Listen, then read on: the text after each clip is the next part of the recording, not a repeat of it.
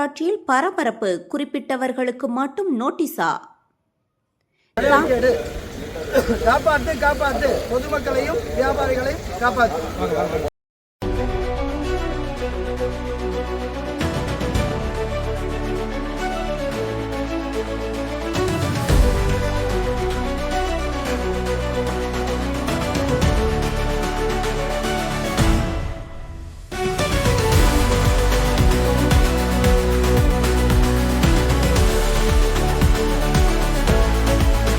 மாநகராட்சியில் குறிப்பிட்ட சிலருக்கு மட்டும் நோட்டீஸ் அனுப்பப்படுவதாக பொதுமக்கள் மற்றும் குடியிருப்பு நல சங்கத்தினர் பரபரப்பு குற்றச்சாட்டை முன்வைத்துள்ளனர். நோட்டீஸ் கொடுத்தாங்க. ரெண்டாவது நோட்டீஸ் நேற்றுக்கு எந்த முன்னறிவிப்பு இல்லாமல் அளந்துட்டாங்க. பில்டிங் டிபிஓ சொன்னாங்க.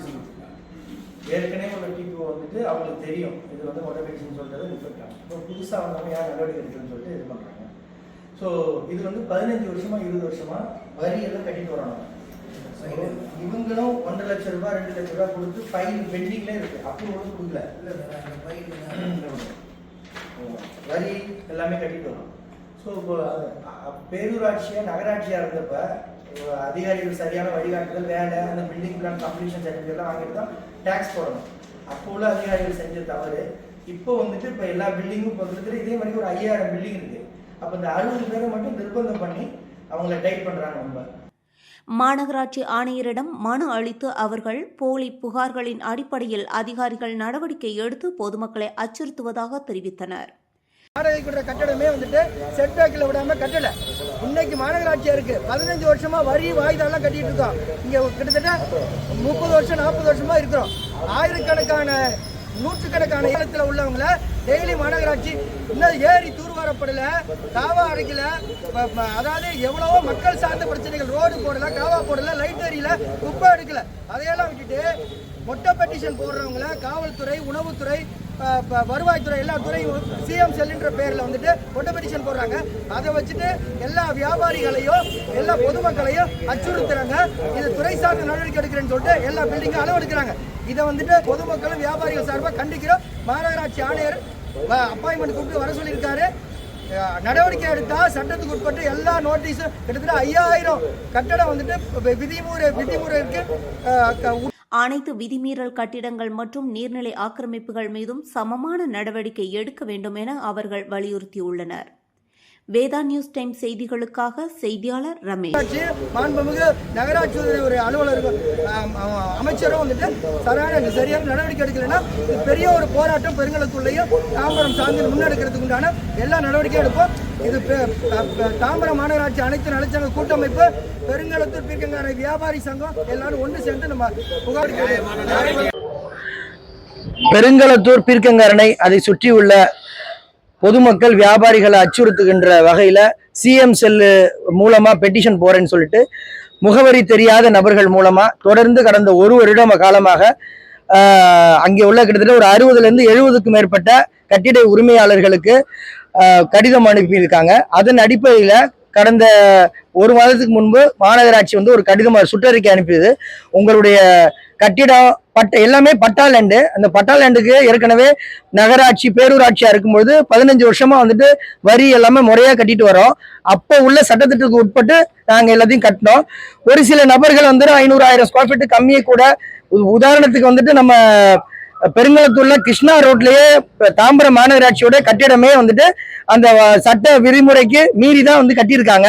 அப்படி இருக்கும்பொழுது அன்னைக்கு அதெல்லாம் யாருமே கண்டுக்கல. அந்த மாநகராட்சி, நகராட்சி, பேரூராட்சி அலுவலர்கள் அன்னைக்கு என்னத்தை வாங்கணுமோ வாங்கிட்டு வேலையை முடிச்சிட்டாங்க. இப்ப யாரோ ஒருத்தங்க மொட்டை பெட்டிஷன் போடுறதுன்னு காரணத்தின் அடிப்படையில எல்லாருக்கும் வந்துட்டு ஒரு 60 நபர்களுக்கு 60-65 நபர்களுக்கு நோட்டீஸ் கொடுத்து எல்லா கட்டிடத்தையும் அளந்து அது என்னன்றது சொல்ல மாட்டேன்றாங்க.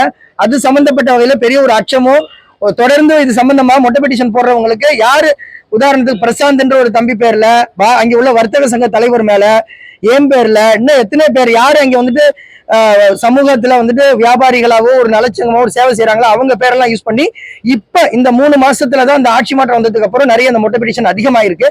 இதை மாண்புமிகு முதலமைச்சர் அவர்களுடைய கவனத்திற்கு கொண்டு போயிட்டு இதை போன்ற மொட்டை பெட்டிஷன் போடாம சிஎம் செல்லுக்கு யாரு ஆதார் கார்டு உண்மையான விலாசத்தை வச்சு மொட்டை பெட்டிஷன் போடுறதை மட்டும் அதை விசாரிச்சு உட்படுத்தப்படணும். கிட்டத்தட்ட 5000 இருந்து 10,000 கட்டிடம் வந்துட்டு அரசு கட்டிடங்கள்ல இருந்து தனியார் கட்டிடங்கள் விதிமுறைக்கு கட்டப்படாம இருக்கும்போது ஒரு 60 வியாபாரிகள் மற்றும் பொதுமக்களுடைய கட்டிடங்களுக்கு மட்டும் கடிதம் கொடுத்தது சம்பந்தமாக மாநகராட்சி ஆணையரோட அப்பாயின்மெண்ட் கேட்டு வந்து பேசணும்.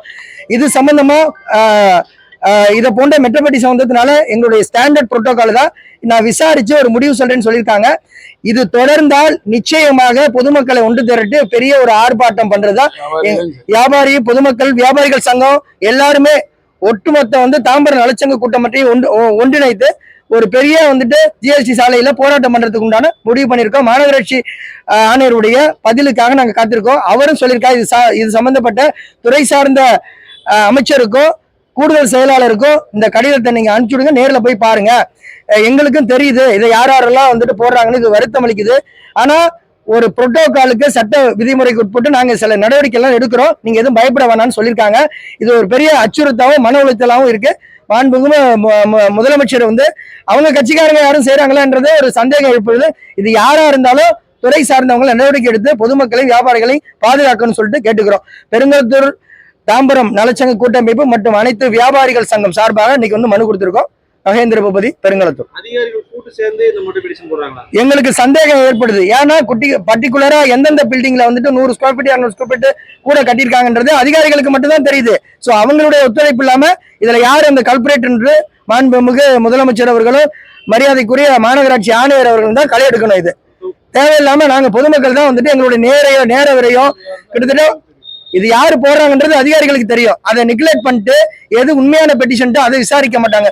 மக்கள் சார்ந்த நிறைய பிரச்சனைகள் இருக்குது. அதாவது பருவமழை ஸ்டார்ட் ஆயிடுச்சு, ஏரி சுத்தப்படுத்தல, கால்வாய் அல்லல, மின்விளக்கு பிரச்சனைகள், தெருநாய் பிரச்சனை, மாடு பிரச்சனை, இவ்வளவு பிரச்சனைகள் இருக்கும் போது ஒரு 15 அதிகாரி அனுப்பி நேரத்துக்கு வந்துட்டு அவ்வளவு அவசரமா எல்லாத்தையும் பில்டிங் வந்து அளக்கக்கூடியதுக்கு உண்டான காரணம் என்ன? 1000க்கும் மேற்பட்ட வீடுகள் புறம்போக்கில் வீடு கட்டியிருக்காங்க, கொக்கி போட்டு கரண்ட் 1000 வீடு கிட்ட இருக்கிறாங்க, அதெல்லாம் விட்டுட்டாங்க. பட்டா நிலத்துல நாங்க வந்துட்டு ஆண்டாண்டு காலமா 30 வருஷமா 40 வருஷமா குடியிருக்கிறோம், எங்களை ஏன் டார்கெட் பண்ணி பண்றாங்க? இது வந்துட்டு எல்லாருக்கும் ஒரு ஒரு ஒரு வேண்டுகோளா வைக்கிறோம், சரியான நடவடிக்கை எடுப்பாங்கன்னு நம்புறோம். காவல்துறையில புகார் கொடுத்திருக்கீங்களா? இப்ப காவல்துறையில புகார் கொடுத்திருக்கிறோம், எந்த நடவடிக்கை எடுக்கல.